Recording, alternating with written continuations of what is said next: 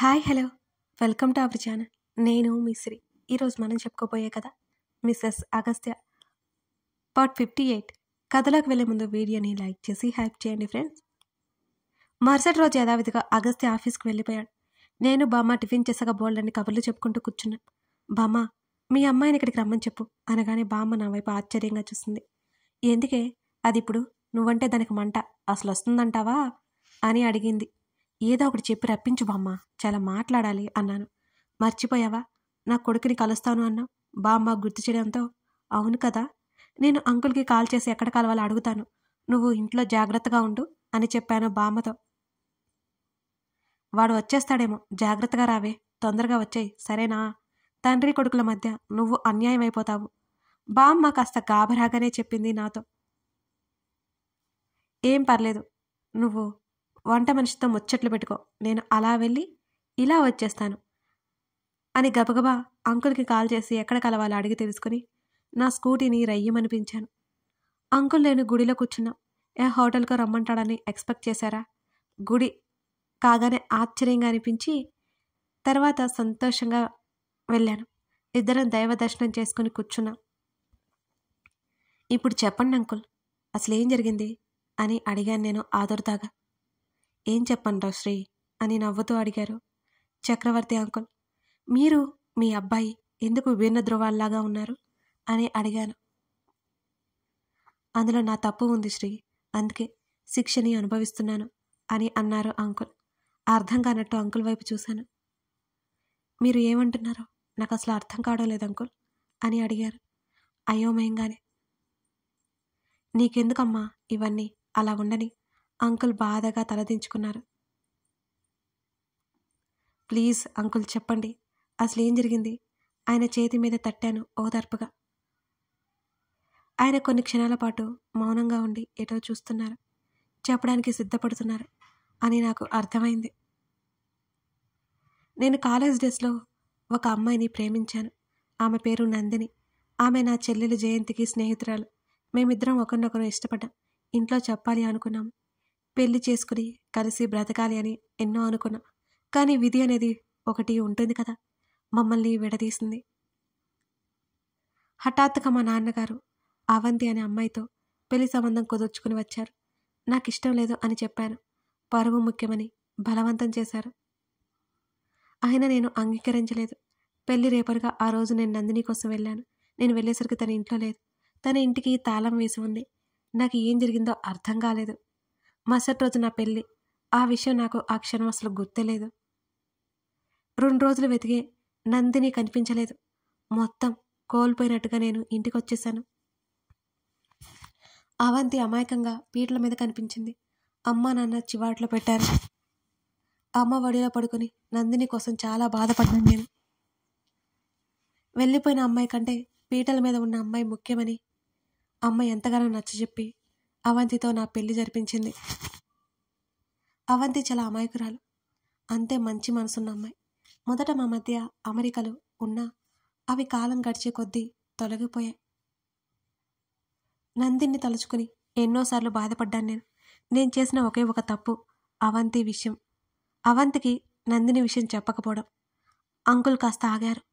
ఆయన చెప్పేది నేను శ్రద్ధగా వింటున్నాను. అసలు ఆయన మళ్ళీ చెప్పడం కొనసాగించారు. అవంతికి నాకు పెళ్లి జరిగి 5 ఏళ్ళు అయిపోయింది. మాకు ఒక్కడే సంతానం, అగస్త్య. అగస్త్యకి అవంతికి ఒకరంటే ఒకరికి ప్రాణం. తల్లి అంటే వాడికి పంచ ప్రాణాలతో సమానం. మా ముగ్గురి జీవితాలు ఎంతో ఆనందదాయకంగా ఉన్నాయి. అలా రోజులు గడుస్తూ ఉన్నాయి. అదే సమయంలో పిడుగు లాంటి వార్త, నా చెల్లి జయంతి భర్త చనిపోయాడు. జయంతి కూడా మాతోనే ఉంది. జయంతి బాధ నేను చూడలేక ఇంటికి తీసుకొచ్చేసాం. అప్పటికే జయంతి కడుపుతో ఉంది. కొన్నాళ్ళకి ఆడపిల్లని ప్రసవించింది. అంతా బాగానే ఉంది అనుకునే సమయంలో ఇంకొద్ది కాలానికి నాన్నగారు కూడా కాలం చేశారు. ఆస్తి వ్యవహారాలు, బిజినెస్ వ్యవహారాలు, బాధ్యతలు అన్నీ నా మీదే పడ్డాయి. నా తమ్ముడు ఉన్నా వాడికి అవేమీ తెలియదు, పట్టవు. అప్పుడు అవంతికి నాకు మధ్య దూరం కాస్త పెరిగింది. నేనెంత నచ్చజెప్పాలని చూసినా అవంతి వినేది కాదు. నేను సంపాదన ముఖ్యమనుకున్నాను. అవంతి నా ప్రేమ కోసం పాకులాడింది. అయినా నన్ను ఎప్పుడు దూషించేది కాదు. అసలు మౌనంగా ఉండేది. పర్వాలేదు, బాగానే ఉంది అనుకున్నాను నేను. అదే సమయంలో మరొక పిడుగులాంటి వార్త నన్ను కృంగదీయడానికి అదే మూలమైంది. మళ్ళీ నందిని నా కంటపడింది. అంకుల్ చెప్పగానే నేను ఆశ్చర్యంగా చూశాను ఆయన వంక. ఆనాటి సంగతులు గుర్తు చేసుకుంటున్నట్టుగా ఆయన చెప్తుంటే ఆయన ముఖంలో భావాలు మారిపోతూనే ఉన్నాయి పదే పదే. నందిని నన్ను కలవాలి అని కబుర్లు పంపింది. తను ఎక్కడ ఉంటుందో కనుక్కొని వెళ్ళాను. అప్పుడు తెలిసింది నాకు అసలు విషయం. నందిని తల్లిదండ్రులు యాక్సిడెంట్లో చనిపోవడంతో తను ఒంటరిగా మిగిలిపోయిందని. నాకైతే ఏం చేయాలో పాలుపోలేదు. ఆ రోజు వెళ్ళిపోయినందుకు క్షమించమని, తన తల్లిదండ్రులు బలవంతంగా తన్ని తీసుకెళ్లారని, మనం పెళ్లి చేసుకుందామని నన్ను అడిగింది. కానీ నేను అవంతి గురించి చెప్పాలి అనుకునే లోపల నేను కాదంటే తనకి చావే శరణ్యమని ఏడ్చి స్పృహ తప్పి పడిపోయింది నందిని. ఆమె ఆరోగ్యం దృష్టిలో పెట్టుకుని నేను అవంతి గురించి కానీ అగస్త్య గురించి కానీ ఆమెకి చెప్పలేదు. అదే నేను చేసిన అతి పెద్ద తప్పు. రోజు నందినిని కలుస్తున్నాను. ఆమె మెంటల్ కండిషన్ బాగోలేదని, ఒంటరిగా ఉండలేకపోతుందని నాకు అర్థమైపోయింది. ఎప్పటికప్పుడు అవంతి గురించి చెప్పాలి అనుకుంటున్నాను కానీ చెప్పలేకపోతున్నాను. అక్కడ నాకు తెలియకుండా ఇంకొక పొరపాటు జరిగింది శ్రీత. నందిని ఎప్పుడైతే నా జీవితంలోకి వచ్చిందో మళ్ళీ నందిని గురించి ఆలోచిస్తూ అవంతిని పూర్తిగా నిర్లక్ష్యం చేశాను. నా కొడుకుని కూడా దూరం పెట్టేశాను. కావాలని మాత్రం కాదు. నా ఆలోచనలన్నీ నన్ను చిత్రవద చేశాయి. నందిని గురించి అవంతికి చెప్పలేక, అవంతి గురించి నందిని చెప్పలేక వేదన అనుభవించాను. ఎవరికి కష్టం కలగకుండా రోజులు ముందుకు గడిచిపోతున్నాయి. అగస్త్యకి అన్నీ తెలుస్తున్నాయి. వాడు పెద్దవాడైపోయాడు. అప్పటికే అవంతికి నాకు మధ్య దూరం, అగస్త్యకి నాకు మధ్య దూరంగా మారిపోయింది. ఇదిలా ఉండగా పెళ్లి గురించి నందిని తొందర చేయడం మొదలుపెట్టింది. కానీ నేను చెప్పలేకపోయాను. మాట తటేస్తూ వచ్చాను. మా గురించి అవంతికి తెలిసిపోయింది అని ఆగారు అంకుల్. ఆయనది తప్పు చేసిన వాడిలా తల పూర్తిగా దించేసుకున్నారు. అంకుల్, మరి ఆంటీకి చెప్పాల్సింది కదా. నందిని గారి గురించి చెప్తే ఆంటీ అర్థం చేసుకునేవారే కదా అని నేను ఆతృతగా అడిగాను. తర్వాత ఏం జరిగిందో తెలుసుకోవాలని. అవంతికి తెలియకముందే నందినికి నాకు మధ్య శారీరక సంబంధం ఏర్పడింది. నేను చాలా జాగ్రత్తగానే ఉన్నాను. ఎప్పటికప్పుడు నందినిని దూరం పెడుతూనే ఉన్నాను. కానీ ఒకానొక బలహీన సందర్భంగా నందినికి లొంగిపోయాను. పాత ప్రేమ జడలు బయటికి వచ్చాయి.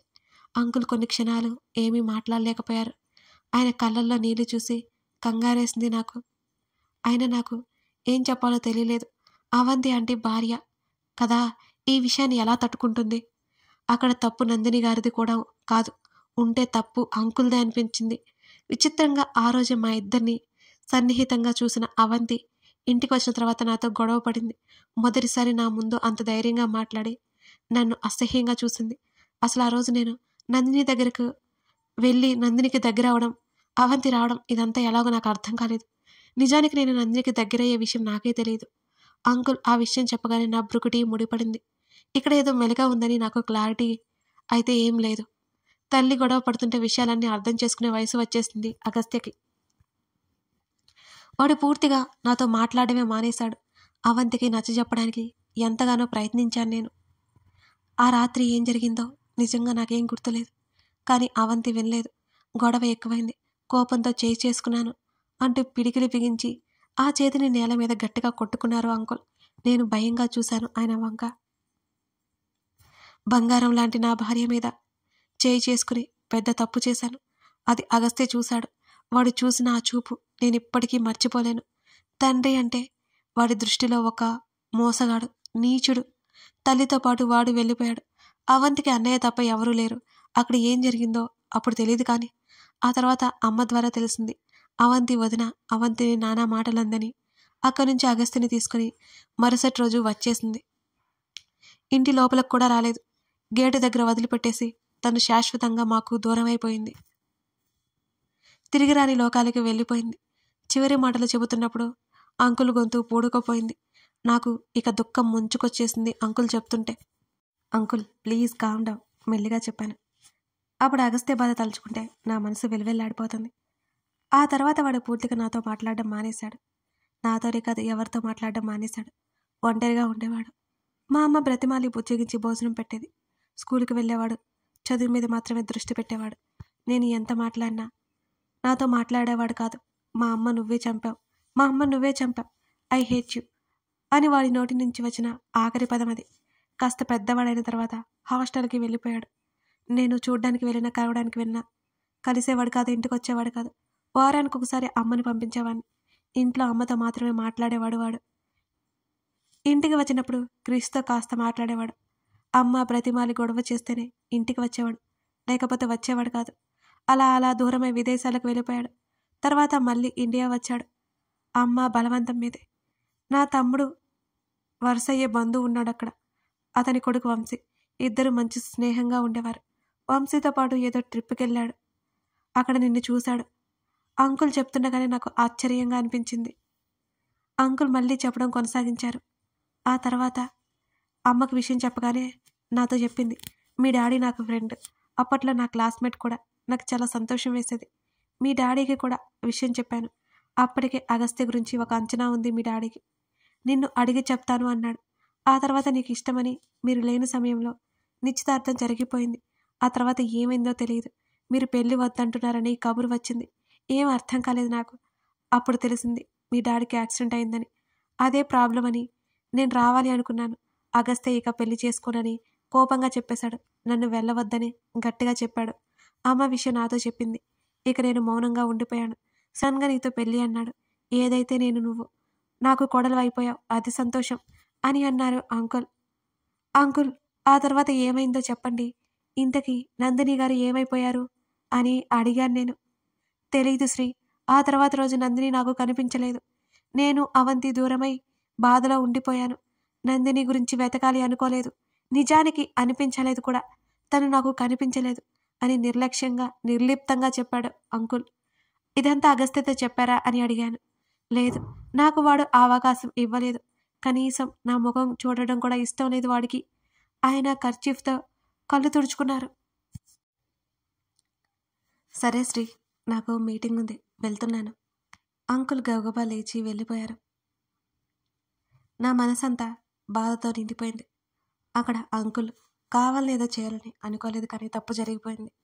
ఆంటీ అర్ధాంతరంగా ప్రాణాలు కోల్పోయింది. జరిగిందేంటో తెలుసుకోకుండా అగస్త్య తండ్రిని దూరం పెట్టుకుంటూ తండ్రి ప్రేమకు పూర్తిగా దూరమైపోయాడు. అదంతా తెలిస్తే ఆయన అగస్త్యకి అసలు ఏం జరిగిందో తెలుసుకుంటాడేమో అనిపించింది. నా ఫోన్ మోగుతుంటే ఆలోచన నుంచి బయటకు వచ్చాను నేను. అమ్మో, అప్పుడే చాలా టైం అయిపోయింది. గుడిలో అందరూ ఒక్కొక్కరిగా నిష్క్రమించసాగారు. మధ్యాహ్నం 2 గంటలైపోయింది. ఆలోచిస్తూ అలాగే గంటసేపు కూర్చున్నాను నేను అని నాకు అర్థమైపోయింది. కాల్ లిఫ్ట్ చేసి చెవి దగ్గర పెట్టుకున్నాను నేను. ఎక్కడికి వెళ్ళిపోయావు? అగస్త్య గొంతు వినిపించింది. గుడిలో ఉన్నాను, వస్తున్నాను అని అన్నాను. ఉదయం ఎప్పుడో వెళ్ళావని నానమ్మ చెప్పింది. ఇంతవరకు ఏం చేస్తున్నా? నానమ్మకి ఒక్కదానికి బోర్ కొడుతుంది కదా. తెలిసిన వాళ్ళు ఉంటే మాట్లాడుతున్నాను, వచ్చేస్తున్నాను. ఓకే ఓకే, కంగారు పడకుండా నెమ్మదిగా, నేను ఇంటికి వచ్చేస్తున్నాను అని అన్నాడు తను. సరే. నేను కాల్ కట్ చేయబోతుంటే తన పిలుపు వినిపించింది నాకు. సెనోరిటా పిలిచాడు అగస్త్య. ఫోన్ చెవి పక్కన పెట్టుకుని చెప్పు, ఏమైందే అని అడిగాను. ఆర్ యు ఓకే అన్నాడు. నాకేమైంది, బాగానే ఉన్నానుగా అని నవ్వాను నేను. నా నవ్వు చూసి రిలాక్స్ అయ్యాడు అగస్త్య. సరే మరి, నేనుంటానంటూ కాల్ కట్ చేశాడు. అక్కడి నుంచి ఇంటికి చేరుకున్నాను. నేను వెళ్ళేసరికి అగస్త్య వచ్చి ఉన్నాడు. సరాసరి గదిలోకి వెళ్ళి డ్రెస్ మార్చుకుని వచ్చాను. బామ్మ ముందే భోజనం చేసేసి టాబ్లెట్స్ వేసుకుని రెస్ట్ తీసుకుంటుందని పని ఆవిడ చెప్పింది. మేమిద్దరం కలిసి భోజనం చేశాం. బామ్మ గది తలుపు ఓరగలాగి ఇద్దరం గదిలోకి వచ్చేసాం. కథ కొనసాగుతోంది. అగస్త్య ఎందుకంత కంగారు పడ్డాడు? శ్రీదా ఇప్పుడు తెలుసుకుంది కదా ఆ విషయాన్ని. ఏం చేయబోతుంది? ఇందులో చక్రవర్తి తప్పు ఎంత ఉంది? అవంతి వెళ్ళిపోవడం, యాక్సిడెంట్, ఇదంతా ఏంటి తెలుసుకోవాలి అంటే ఈ కథను పూర్తిగా కొనసాగించాల్సిందే. కథ నచ్చితే లైక్ చేసి కామెంట్ చేయండి. మర్చిపోకండి friends. Thank you for watching this video.